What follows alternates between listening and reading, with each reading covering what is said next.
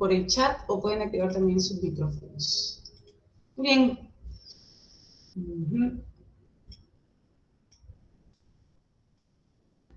Listo. Ahí vamos. Pregunta número 1, ¿sí? Dora observa desde su ventana los autos que recorren la avenida y dejan tras de sí un halo de humo negro. Dora se alarma ante la cantidad de dióxido de carbono liberado en el ambiente y considera casi de inmediato que la acción de esos vehículos es directamente perjudicial para la vida de quienes habitan y transitan dicha avenida. La actitud de Dora frente al observado implica un acto en el que valores de tipo son aludidos.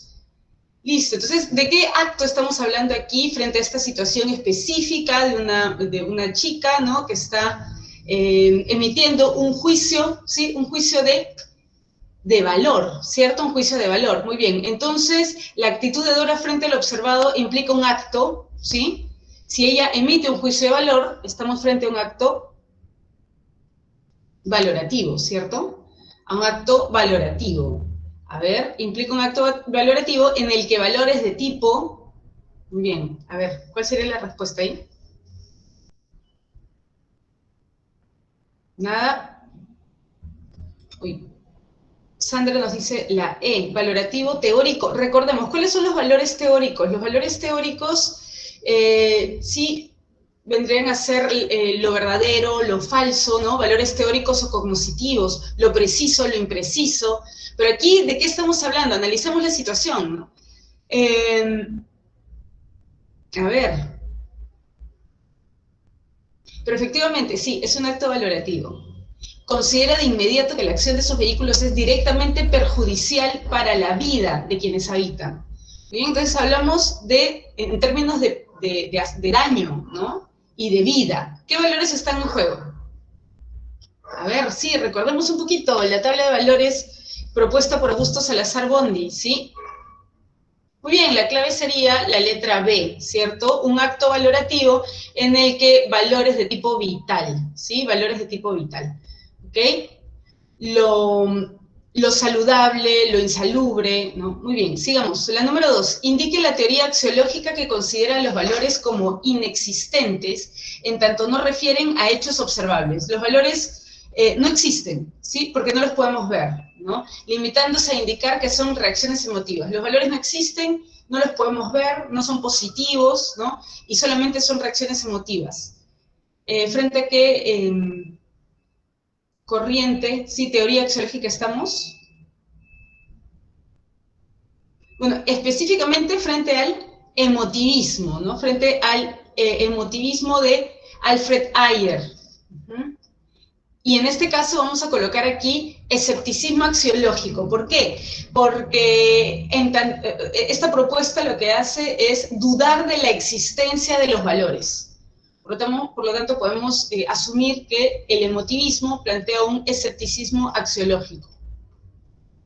La clave sería la letra C de ciencia, ¿sí? 3. Eduardo considera que un acto heroico del tipo de aquellos concernientes a la demostración de valentía dentro de un campo de batalla es más bello que cualquier pieza arquitectónica. Entonces, un acto heroico, ¿no? Un acto heroico en medio de un campo de batalla, ¿no? Es más bello que cualquier pieza arquitectónica. Entonces, un acto heroico es más bello que una pieza, una obra de arte, ¿no?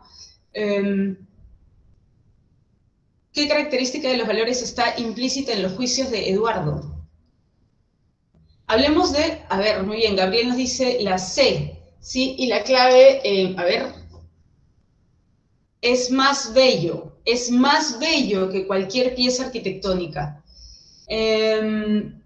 Recordemos que la jerarquía, ¿sí? Trabaja a partir de diferentes valores, ¿no? Podemos decir que cada sociedad plantea su tabla de valores, en donde ciertos valores están por encima de otros, ¿no? Por ejemplo, una sociedad puede considerar que la justicia, que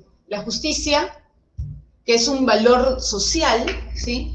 Es más importante, ¿sí? Que, por ejemplo, lo lucrativo, ¿no? Entonces podemos decir que hay una comparación entre valores distintos, pero aquí lo que estamos viendo es que están hablando de más belleza. ¿Es más bello que?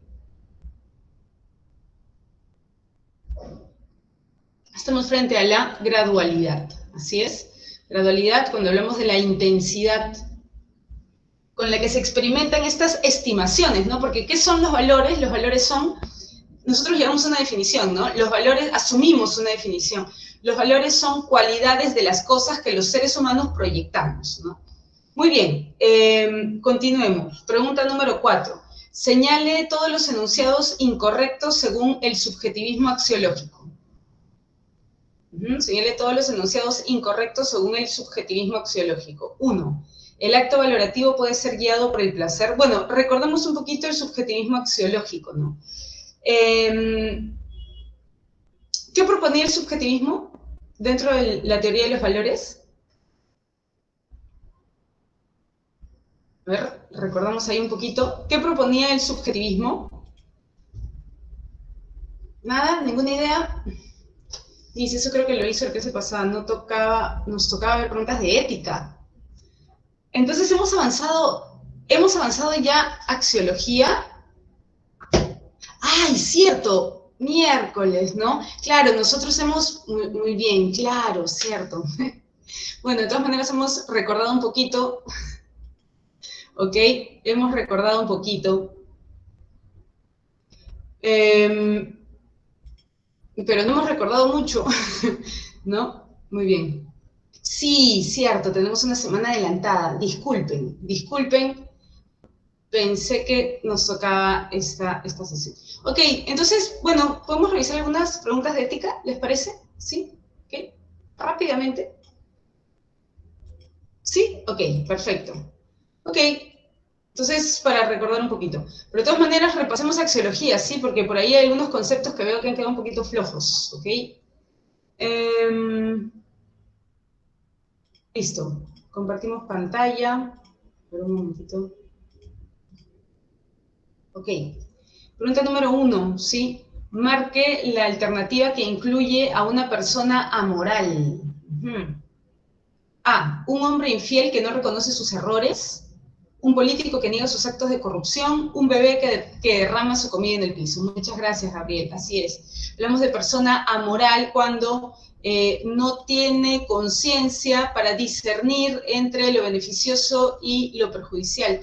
Cuando no se hace responsable por sus propios actos. Muy bien. 2. Un programa periodístico muestra las coimas que recibe un funcionario público. A pesar de las pruebas, este niega haber recibido dinero y, por lo tanto, que él debe ir a la cárcel por ello. O sea, niega que debe ir a la cárcel. ¿Contra qué característica de la persona amoral atenta la actitud del funcionario al no reconocer sus errores? ¿Contra qué característica de la persona? Bueno, hablábamos de la conciencia, ¿ok? La conciencia, ¿qué más? Hablábamos de la libertad y hablábamos de la responsabilidad, ¿cierto? Esas son las 3 características de la persona moral. Pero aquí niega haber recibido dinero, ¿sí? Niega haber recibido dinero. Entonces, ¿frente a qué? Frente a, o en todo caso está en contra de tomar responsabilidad por sus propios actos. ¿Sí? De tomar responsabilidad por sus propios actos. Muy bien, ¿queda claro eso, más o menos? Sigamos, número 3. Eusebio decide hacerse amigo de Flavia, la chica más inteligente de su salón, para que ella le enseñe matemáticas y así pueda rendir satisfactoriamente el examen de admisión. ¿Qué filósofo cuestionaría el proceder de Eusebio por tratar a Flavia como un medio para un fin? Cuando hablamos de esto, de que nuestras acciones sean guiadas por el beneficio, por las consecuencias que podamos obtener de estas acciones. Aristóteles, bueno, la ética de Aristóteles nos plantea más bien una ética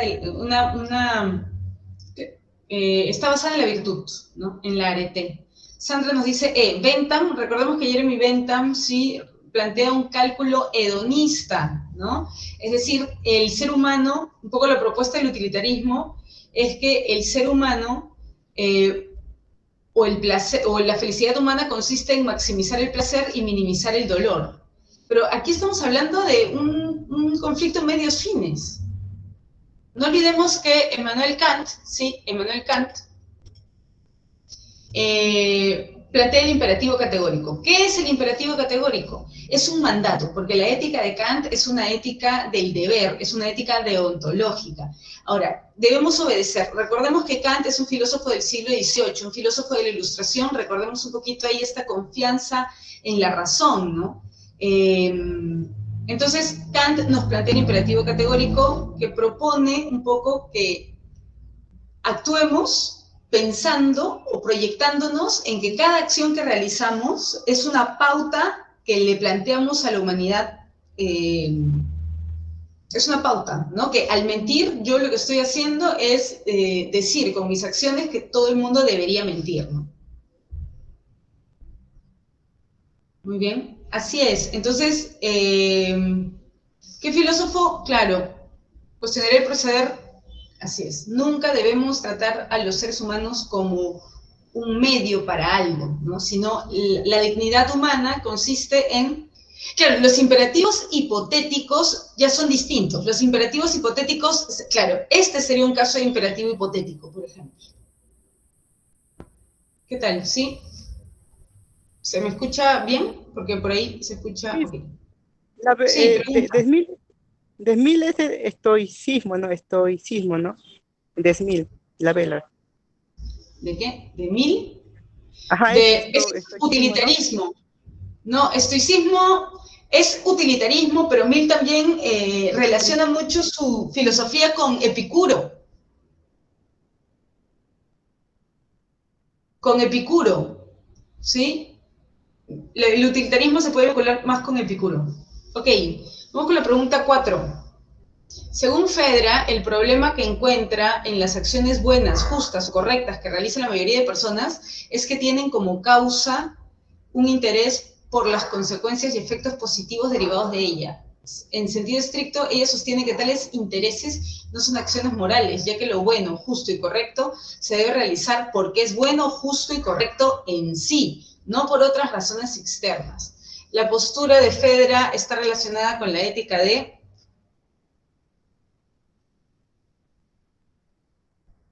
Ok, Efraín nos dice Kant. ¿Están de acuerdo? A ver.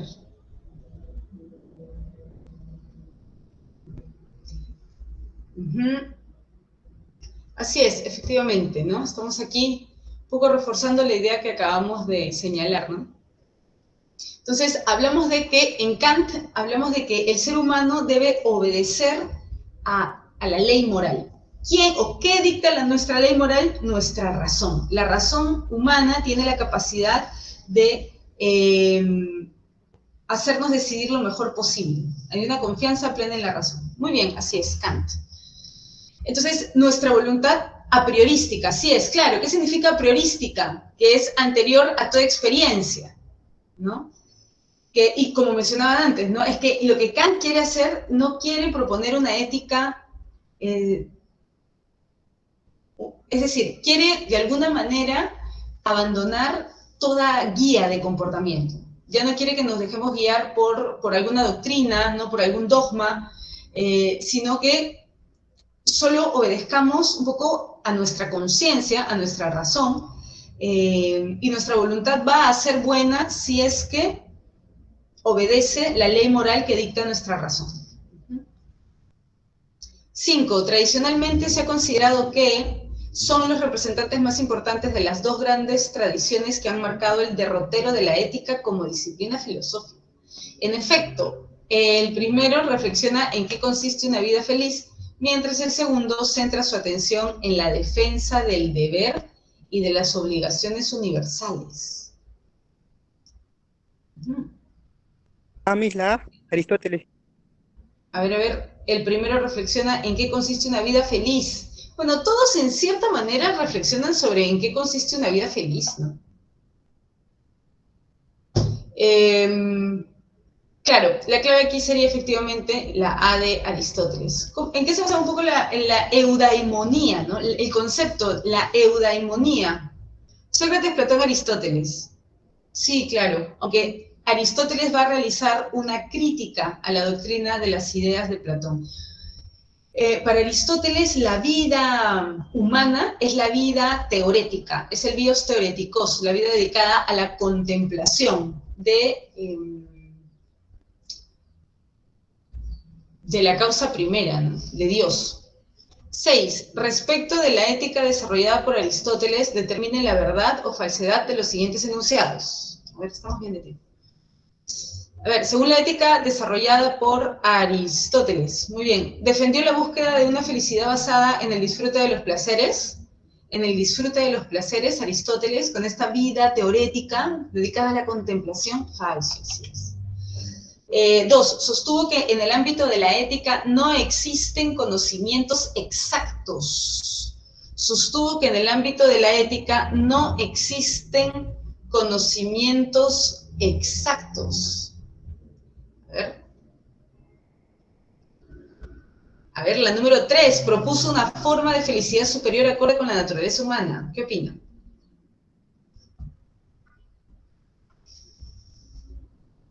Así es, sostuvo que en el ámbito de la ética no existen conocimientos exactos. Propuso una forma de felicidad superior acorde con la vida humana. Propuso una forma de felicidad superior acorde con la vida humana. Claro, ¿no? Aquella que no se dedica simplemente a la satisfacción de las necesidades básicas, ¿no? Muy bien, verdadero también. La clave, la felicidad es la vida intelectual para Aristóteles, sí, por eso los filósofos serían los más felices. Y un poco siguiendo la línea de Platón, ¿no? Quien en la República los propone como gobernantes, ¿no? Muy bien, la clave sería la letra D de... ¿D de qué? D de dialéctica, 7. Ok, determine cuál de los siguientes enunciados se corresponde con la filosofía moral de Kant. Veamos. La felicidad de la mayoría de personas debe ser el fin de la acción moral, para Kant. La felicidad de la mayoría de personas. B. La moralidad de una acción se determina por los sentimientos que nos produce. Por las consecuencias de una acción moral sabemos si esta es correcta o no. ¿Solo un hombre educado y culto es capaz de realizar acciones justas? ¿O la moral o la norma moral tiene un carácter universal y es válida en cualquier caso?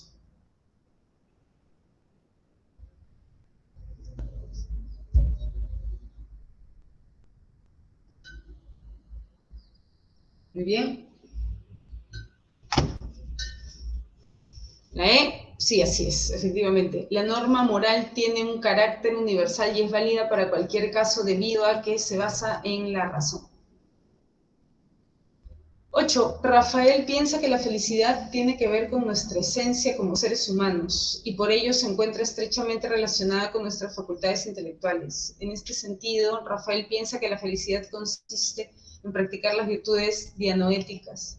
Se infiere que la perspectiva de Rafael guarda afinidad con la propuesta ética de, efectivamente, Aristóteles.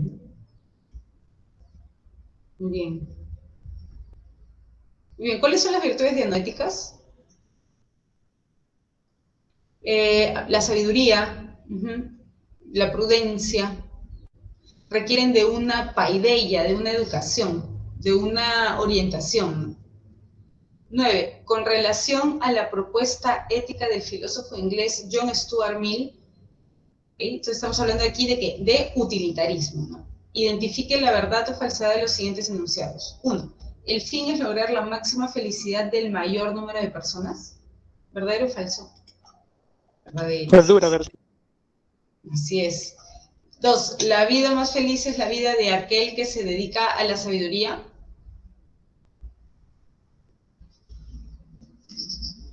A ver, vamos. ¿Falso? Bueno, no sé si habremos hablado mucho sobre ese aspecto de la felicidad en Stuart Mill, ¿no?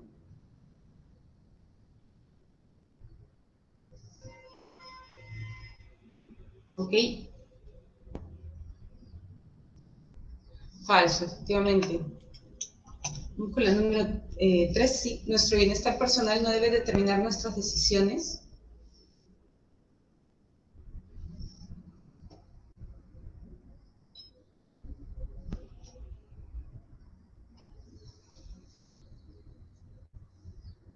Qué raro.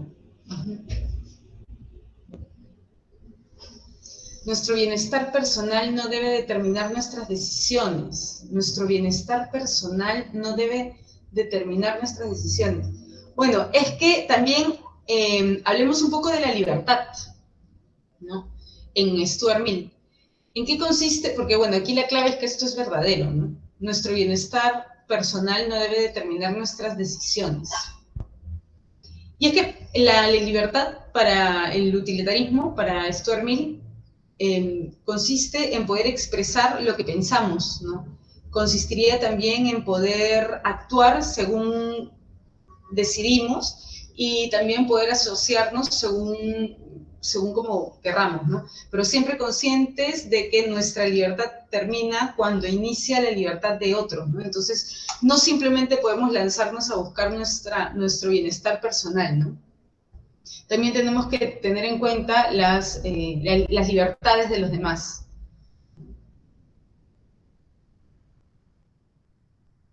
Sí, por ese lado, ¿no? Podría ser.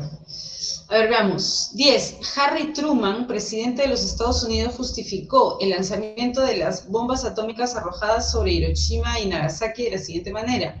Es preferible que hayan muerto 500.000 japoneses antes de poner en peligro la vida de 100 millones de habitantes norteamericanos.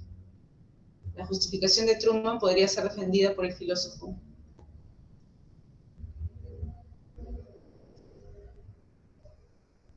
Mila. Sí, efectivamente, ¿no? Muy bien. Listo, continuemos. A ver, un momentito. Un momentito, por favor.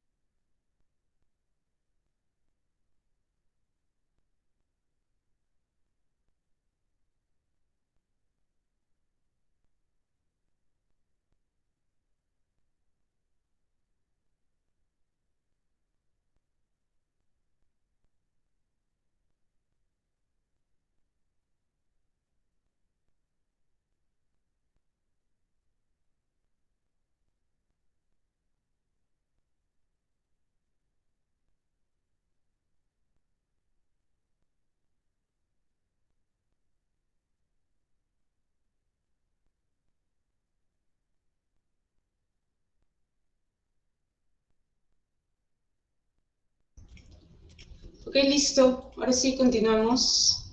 Entonces, vamos a ver si filosofía política. ¿Me indican, por favor, si pueden ver la pantalla? No sé. Ya, gracias. Muy bien. Listo. Entonces, espero que sí se esté viendo. Iniciemos. Filosofía política. Bien, vamos a hablar un poco de qué es la filosofía política, teorías de filosofía política moderna y contemporánea. ¿Qué es la filosofía política? ¿Sí? La filosofía política es una disciplina filosófica que analiza ahora, ¿no? El concepto de poder, el concepto de justicia, el concepto de Estado, el concepto de libertad, de derecho, ¿no? Entonces, bueno, aquí está planteado de la siguiente manera, ¿no? La filosofía política estudia las razones que justifican las relaciones de poder o dominación entre los individuos, siempre y cuando entendamos política como como un espacio de confrontación, ¿no? En donde simplemente se busca la dominación de uno sobre el otro. Pero si tuviésemos otro concepto de política, ¿no? Un poco remitiéndonos a la palabra, ¿no? A la etimología, polis, ¿no? Política, polis, ¿no? Que podríamos entender como comunidad, ¿no? Como una comunidad que vive, ¿no? Como una comunidad, ¿no? Que vive junta, ¿no? En todo caso, la filosofía política estudia el concepto de política, se hace preguntas como ¿qué es el Estado? ¿Qué es la democracia? ¿Qué es la justicia? ¿Sí? ¿Qué es el poder, por ejemplo, ¿no? Claro, bueno, aquí nos dice, se encarna principalmente en la relación de autoridad política, ¿okay? El Estado y los sujetos. El Estado y los sujetos, ¿no?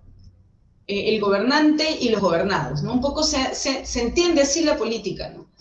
Pero un poco en filosofía política se puede cuestionar eso, ¿no? Se puede cuestionar inclusive esta definición, ¿no? De esta comprensión del ejercicio de la política, ¿no? Pero, bueno, en todo caso, la filosofía política busca justificar o busca argumentar, ¿no? Sobre preguntas como las que les he mencionado hace un momento, ¿no? ¿Cuál es la relación entre gobernantes y gobernados? ¿Cuál sería la mejor forma de gobierno? ¿Cuál es la participación que debería tener la sociedad civil en las decisiones políticas nacionales, ¿no? ¿Qué es la democracia? ¿Qué entendemos por democracia, no? Muy bien, entonces este tipo de preguntas se hace la filosofía política.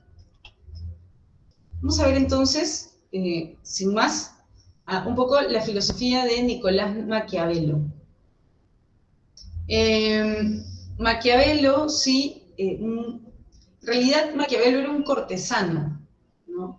Que llega a analizar un poco cómo se dan estas relaciones de poder en la Florencia del siglo XV, ¿no? XVI. Y bueno, está vinculado, debido a esta etapa, ¿no? Cronológica, se le vincula también al Renacimiento, ¿no? El pensador político más importante del Renacimiento. ¿Por qué es tan importante Maquiavelo? Porque en esta obra, ¿no? El Príncipe va a un poco recoger sus memorias sobre lo que es gobernar, ¿no? Mantenerse en el poder, sobre lo que es un poco practicar esto de gobernar a partir de una razón de Estado. ¿Sí? Entonces, Maquiavelo, además, es el primer teórico que nos revela cómo es el Estado, cómo se dan estas relaciones dentro del Estado y no cómo deberían ser, que es un poco la línea, ¿no? En la que está un poco la filosofía política clásica, ¿no? Con Platón, con Aristóteles, bueno, que Aristóteles también hace un análisis en la política sobre estas formas de gobierno a partir de registros, ¿no? A partir de constituciones, ¿no? En Platón, por ejemplo, encontramos una propuesta utópica, ¿no? Se dice que en Platón en la República o Politeia se plantea la primera utopía, una primera reforma de la polis, ¿no? Pero Maquiavelo lo que hace es describirnos cómo se dan estas relaciones entre gobernantes y gobernados y cómo deberían actuar estos gobernantes, estos príncipes, ¿no? Para mantenerse en el poder. Ahí está, un poco lo que les mencionaba, ¿no? Se enfocó en la experiencia política real para enseñar de qué medios dispone el gobernante si quiere alcanzar sus fines, ¿no? Y ojo, esta idea de que el fin justifica los medios, ¿no? No es una frase de Maquiavelo, es una frase al parecer está vinculada con Napoleón. Y en esta... Y un poco el fin justifica los medios, ¿no? Pero no es tampoco que yo pueda buscar, que yo pueda hacer lo que tenga que hacer, ¿no? Homicidio, no sé, lavado de activos, no sé, así, algo criminal, ¿no? Para perseguir un fin que solamente me beneficia a mí. No, eso sería un poco sacar de contexto la propuesta de Maquiavelo, porque en Maquiavelo siempre se busca el beneficio de la población, ¿no? Entonces, un tanto, el fin justifica los medios, el fin que persigue el bienestar de la población. El gobernante es efectivamente un gobernante que vela por sus gobernados, ¿no? Y estaría dispuesto a hacer lo que sea, ¿no? Para poder continuar guiando a su población, ¿no? Entonces, en Maquiavelo también vemos la importancia del concepto de la virtud, ¿no? En tanto que se relaciona con las habilidades de este gobernante, ¿no? De este príncipe. Y bueno, puede ser oportunista, sí, ¿no? puede realizar estos cálculos. Bueno, la palabra, no, cuando hablamos de Maquiavelo, cuando escuchamos un poco ese uso, ¿no? Algo maquiavélico, es algo, no sé, algo sórdido, no sé, algo malo, ¿no? Y bueno, el príncipe, ¿no? Estaría dispuesto a hacer lo que sea necesario para mantenerse en el poder, pero siempre siguiendo esta línea de gobernante que vela por su gobernado. Entonces, hay dos conceptos ahí en Maquiavelo, la virtud, ¿no? Que son estas habilidades del príncipe, del gobernante, quien debe aprovechar, ¿no? ¿Aprovechar qué? Aprovechar las circunstancias, ¿no? La fortuna, ¿no? Aprovechar la fortuna, las circunstancias inteligentemente, ¿no? Y saber cuándo confrontar y cuándo no. Sí. ¿No? En El Príncipe afirmó que el medio principal para obtener y conservar el poder es el engaño, la mentira, ¿no?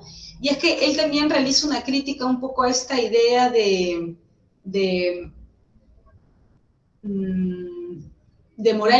esta moral cristiana, ¿no? Un gobernante tiene que hacer lo que sea necesario, ¿no? Y si debe recurrir a la mentira, bueno, recurrirá a la mentira, ¿no? Entonces, el buen gobernante que plantea, el buen príncipe, ¿no? O el príncipe, ya no el buen, ¿no? El príncipe que plantea Maquiavelo no es un buen cristiano, digamos. Muy bien.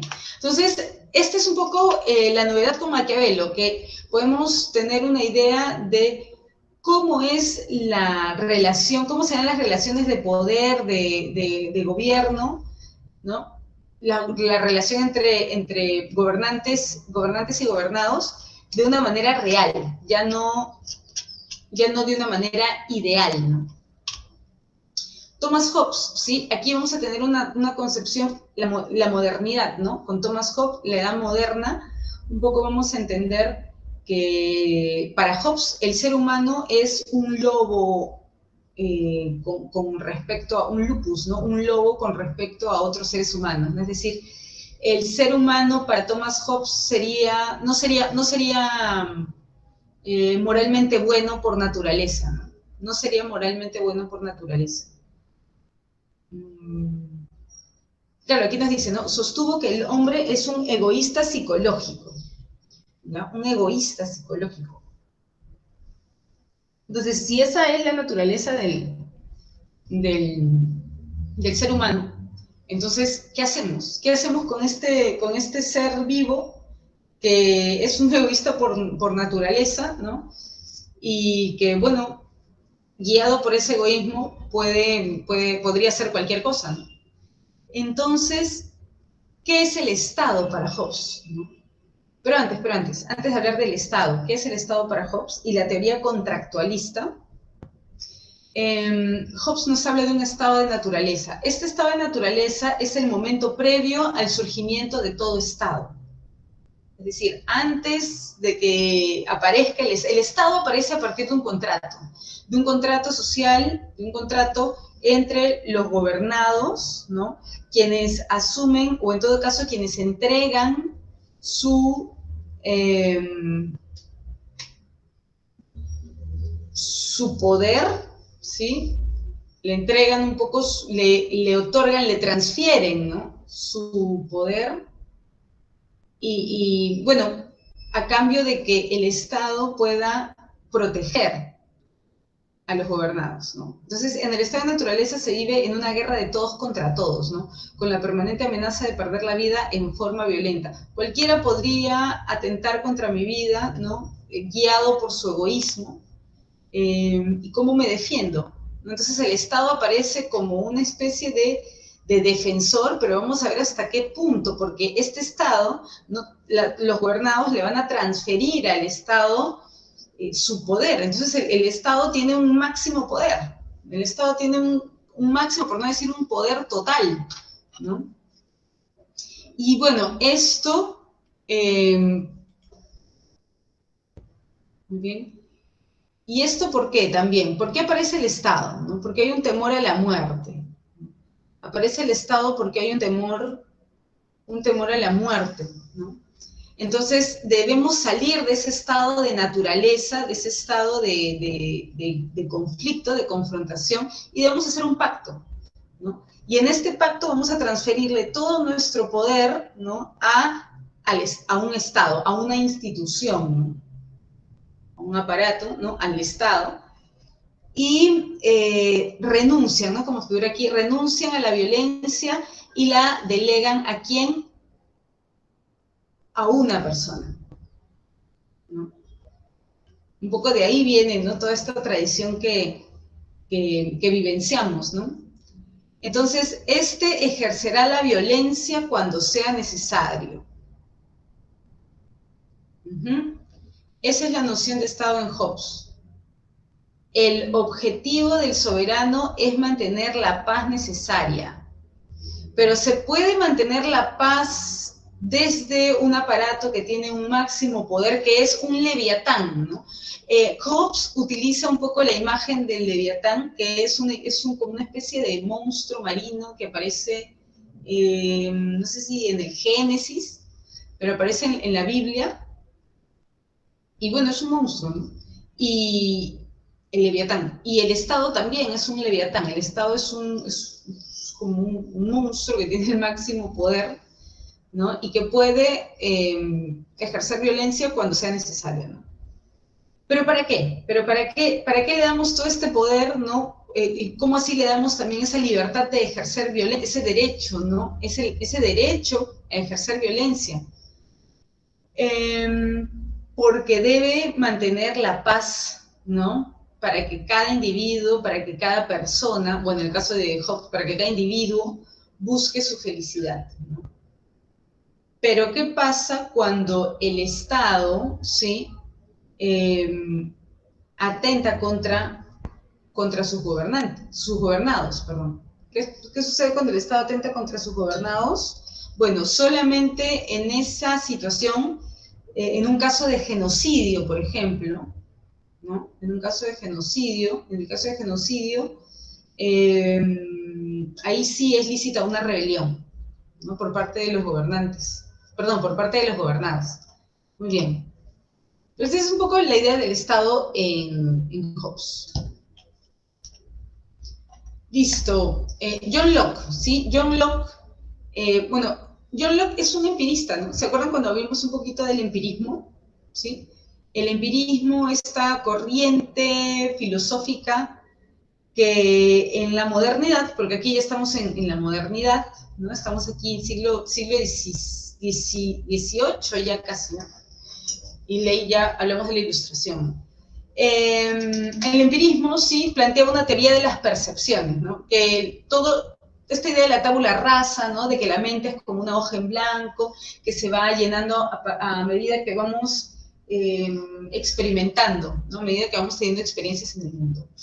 Pero John Locke también realiza un planteamiento filosófico político, ¿no? Y con John Locke vamos a hablar de los derechos naturales, sumamente importantes, ¿sí? ¿Cuáles son estos derechos que nos corresponden por naturaleza? Bueno, el derecho a la vida, el derecho a la libertad, de aquí viene algo súper importante en Locke, y el derecho a la propiedad. Entonces, el derecho a la propiedad sería natural. Nacemos y tenemos derecho a que nadie nos asesine, ¿no? A que nadie nos impida actuar como deseamos, ¿no? Y en este caso, además, un derecho natural a la propiedad, ¿sí? John Locke también nos habla de ¿qué? De un estado de naturaleza. Recordemos, ¿qué es un estado de naturaleza? El estado de naturaleza es ese momento previo al Estado, ese momento previo al surgimiento de estas instituciones, ¿no? Muy bien, entonces en el estado de naturaleza todos los hombres disfrutan de sus derechos naturales. ¿Cuáles son estos derechos naturales? El derecho a la vida, el derecho a la libertad y el derecho a la propiedad, pero bajo el riesgo de perderlos en manos de cualquier agente. Entonces, ¿cómo garantizamos de que nadie atente contra mis derechos naturales?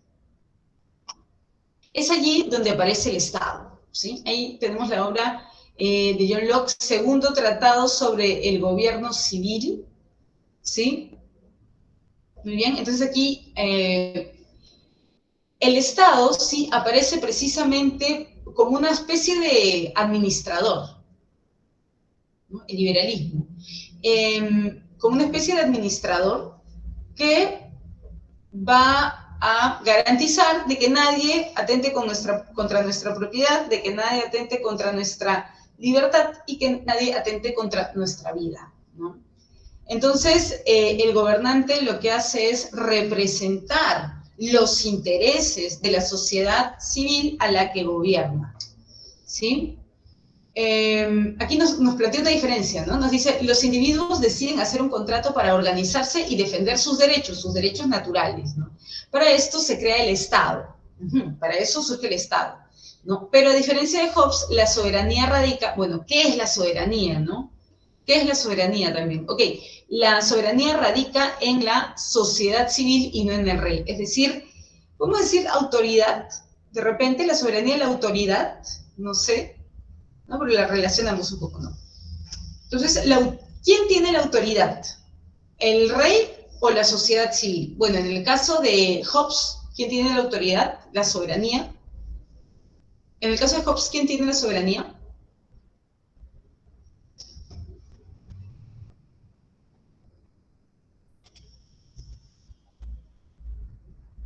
Las ideas innatas, acuérdense que las ideas innatas, no las, muchas gracias, Efraín, así es, el Estado, el Leviatán, ¿no? Las ideas innatas es una propuesta del racionalismo, ¿sí? ¿Ok? Las ideas innatas es una propuesta del racionalismo. Cuando hablamos de ideas innatas con Descartes, ¿no? Muy bien.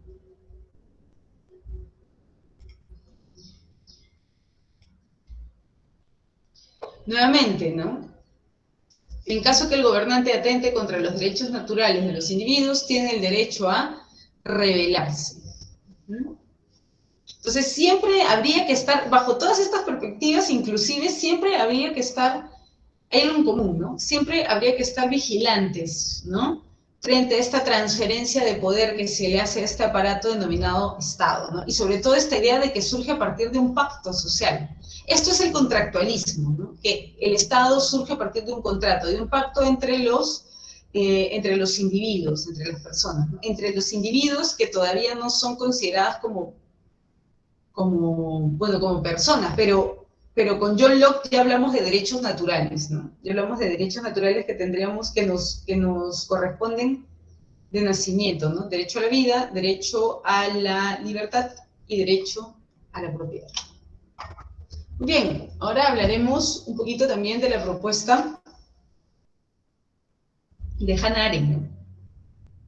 Para Hannah Arendt, la política sí, no es un espacio de confrontación, o en todo caso, sí lo ha sido, pero deberíamos resignificar la política, ¿no? Deberíamos comprender nuevamente, deberíamos revisar todos estos conceptos, y lo que hace Hannah Arendt, por ejemplo, en su libro sobre la violencia, es determinar, dar una nueva conceptualización de cada una de estas categorías, ¿no? Por ejemplo, el poder, ¿no? El poder se entendía, ¿qué entendemos por poder? No sé, ¿ustedes qué entienden por poder? ¿Qué es el poder?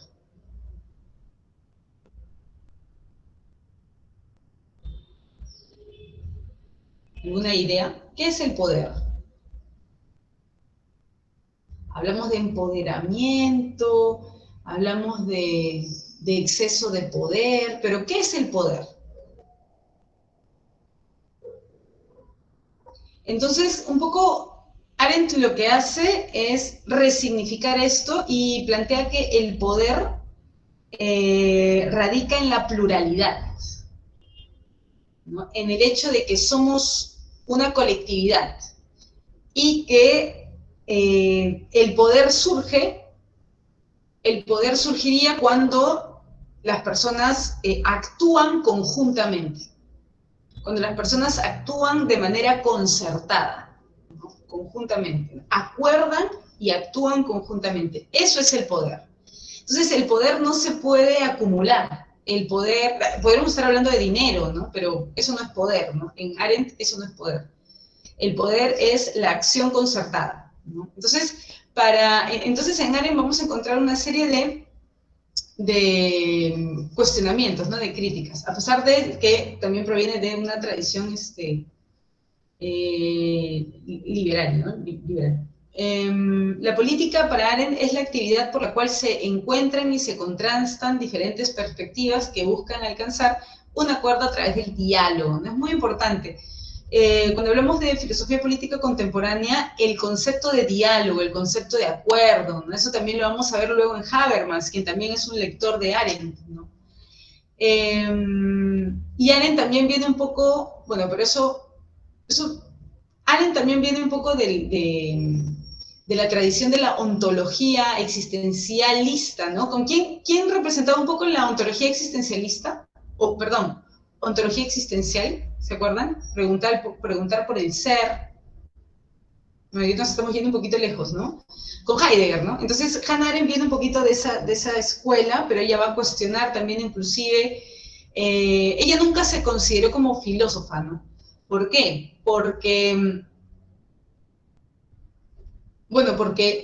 consideraba también que cuando hablamos de filosofía política tenemos como una especie de contradicción, porque la política sí es un espacio de acción, no es un espacio de teoría.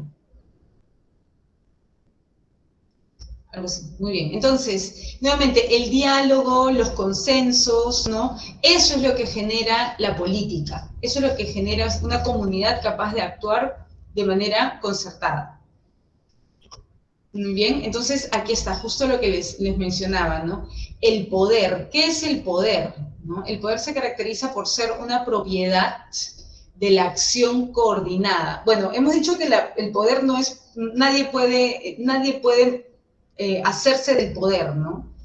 Sino que el poder surge del encuentro y del consenso, ¿no? Bueno, pero aquí nos dice, por ser una propiedad de la acción coordinada de los sujetos que buscan un objetivo en común, ¿no? Nos dice, la legitimidad del poder deriva del original compromiso de los miembros de la comunidad. Entonces, bueno, Allen también nos habla, por ejemplo, en la condición humana, ¿no? Un libro que aquí figura, un libro de 1958, que existe pues, ¿no? La vida contemplativa y la vida activa. Y que, bueno, la vida contemplativa es la vida teorética, ¿no? Y que la vida activa un poco es la vida en donde también se ejerce la política, ¿no? Entonces, la violencia para Arendt sería apolítica. ¿Por qué? Porque en la violencia no hay consenso, en la violencia no hay diálogo, ¿no? En la violencia solo hay fuerza, ¿no? Entonces, Arendt, por ejemplo, nos dice, ¿no? Si lo que se quiere lograr es la obediencia, entonces las armas pueden generar la más perfecta obediencia, pero del cañón de un arma no podrá surgir jamás el poder, ¿no? Entonces hay una nueva comprensión no hay una nueva comprensión del poder, porque Arendt lo que está haciendo también es analizar el mundo clásico griego, ¿no? Pero definitivamente en plantear esta resignificación del poder, considerar que la violencia es apolítica, ¿no? Consistió en una innovación, ¿no? Por lo menos en el campo de la filosofía política. Bueno, vamos a hablar también de Jürgen Habermas, ¿no? Y esta noción, este planteamiento sobre esta teoría de la acción comunicativa, ¿no? La teoría de la acción comunicativa es que podemos actuar, ¿no? La acción también es sumamente importante, ¿no? En Arendt también, ¿no? El concepto de acción. ¿Qué significa actuar? ¿No? Es empezar algo en el mundo, ¿no? Empezar algo. Entonces, cuando nacemos, aparecemos y ya eso también es una acción, ¿no? Bien, entonces, claro, el nacimiento sería como una acción política también. Bueno, en fin, entonces en Habermas, sí, en la teoría de la acción comunicativa es que las palabras, a través de los acuerdos, se ejerce la política, ¿no? Aquí nos dice Habermas, Alemania, 1929, filósofo alemán, igual que Hannah Arendt, es una filósofa judía alemana, ¿no? Muy bien. Estamos hablando ya de filosofía contemporánea, ¿no?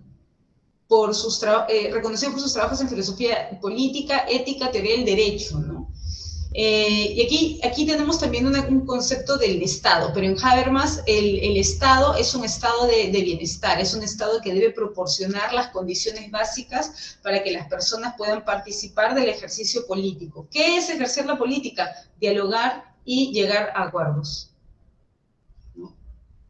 De forma libre, ¿no? Intercambiar nuestras ideas sin cometer crímenes, ¿no?